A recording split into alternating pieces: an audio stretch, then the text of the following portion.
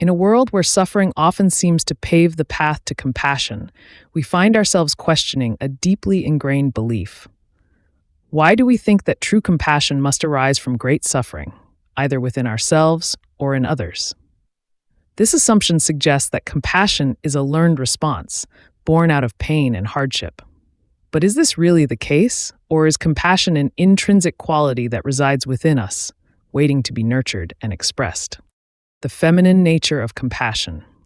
At our core, we embody a feminine essence, one that resonates with compassion and empathy. This intrinsic quality, often overshadowed by societal pressures and competitive conditioning, urges us to connect with one another on a deeper level. Compassion is inherently feminine. It thrives in an atmosphere of nurturing, understanding, and emotional depth. Yet, as we navigate a world that often prioritizes competition over collaboration, many of us suppress this core aspect of our being. The relentless pursuit of success, recognition, and validation can create barriers that shield us from our true selves. In the rush to prove our worth, we may overlook the power of compassion, relegating it to a secondary role. However, when we experience suffering, whether it be our own or that of others, compassion can rise from the depths of our hearts, often surfacing in moments of vulnerability. Suffering as a catalyst for compassion. Suffering has a unique way of pushing compassion to the forefront. It can ignite a spark within us, prompting us to reach out and connect with those in pain. When we witness the struggles of others, we often feel an instinctive pull to offer support, to alleviate suffering in any way we can. Though, do we always endure hardship to access this compassion? Compassion is a constant presence, lying dormant until awakened by circumstances. Perhaps the real question is suffering a prerequisite for compassion, or does it merely act as a moment that draws forth an innate quality within us? The nature of suffering hardening hearts. Yet, suffering has a darker side that we often fail to acknowledge. It is not always the softening balm that births compassion. In fact, suffering can sometimes harden a person, molding them into someone who withdraws, isolates, or becomes bitter.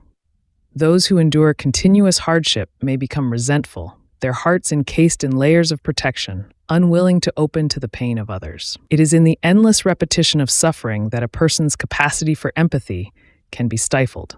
Over time, they may come to believe that survival is all that matters, and compassion becomes a distant, almost foreign concept.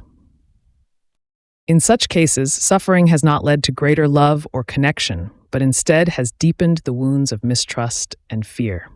And hence, suffering is a two-way sword. While suffering can awaken compassion in some, for others, it can be a bitter poison that closes their hearts to the very possibility of love and understanding. The unconditioned child, a model of pure compassion. When we observe children, particularly those yet untouched by the harsh conditioning of society, we witness the purest form of compassion.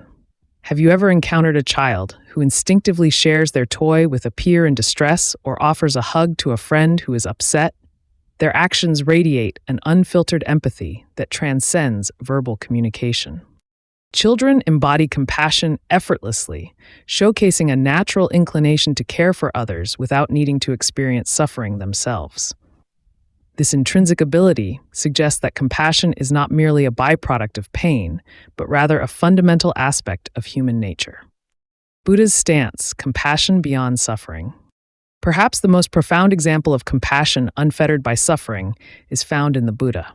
Away from the pain and hardship of the world, he gazed upon it with a heart full of compassion, yet also with a deep sense of inquiry. Why does suffering exist? His compassion was not born from his own personal torment, but rather from his ability to see suffering clearly and without bias. Buddha's compassion arose from an understanding of suffering's deep hold on human existence, not from being ensnared by it himself. This ability to recognize suffering without being consumed by it speaks to the possibility of compassion existing independently of personal pain. In the Buddha's teachings, compassion is not the reaction of one who has suffered, but the response of one who understands the impermanence of suffering and seeks to alleviate it for all beings. His compassion does not spring from the ashes of his own anguish, but from wisdom and a heart that resonates with the suffering of the world. Rediscovering compassion in a competitive world. So, how do we rediscover this innate compassion in a world that often pushes us toward competition and self preservation? It begins with awareness, recognizing the moments when we allow societal conditioning to overshadow our empathetic instincts. By creating space for vulnerability and openness, we can reconnect with our compassionate selves. Instead of viewing compassion as a reaction to suffering, we can embrace it as a proactive choice. This shift in perspective allows us to cultivate compassion as a way of being, independent of external circumstances. We can practice empathy in our daily interactions, fostering connections that nurture our feminine essence and remind us of our shared humanity. Conclusion. Ultimately, the belief that compassion must arise from suffering invites us to explore the deeper nuances of our emotional landscape. Compassion exists within each of us, waiting to be accessed and expressed. Suffering is only a negative situation where our inner goodness showcase. By recognizing and embracing our feminine core, we can break free from the limitations imposed by societal conditioning. Let us not wait for any moment or incident to ignite our compassionate nature. Instead, let us choose compassion as a fundamental aspect of our lives.